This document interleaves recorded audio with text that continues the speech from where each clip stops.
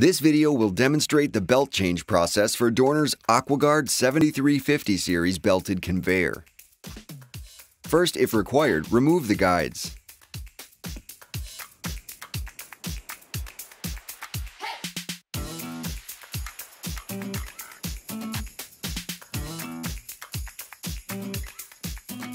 Next, remove the belt returns. For conveyors 508mm or wider, refer to the manual.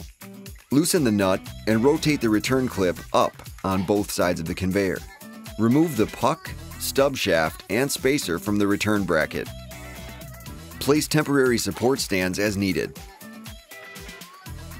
Remove the fasteners that secure the stand brackets to the frame and remove the stands.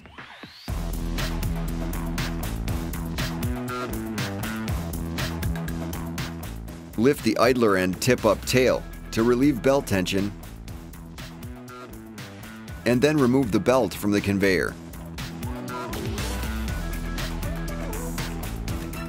Then place the new belt onto the conveyor frame.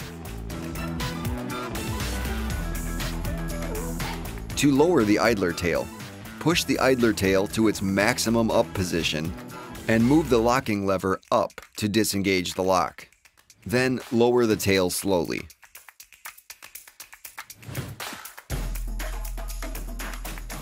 Reinstall the stand brackets to the conveyor with fasteners and repeat at all stand locations.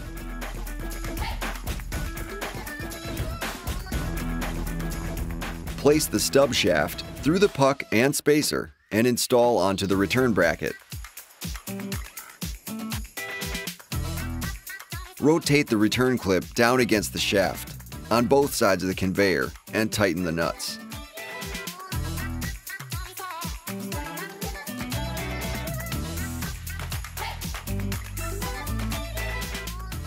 To tension the conveyor, tighten the screw on each side.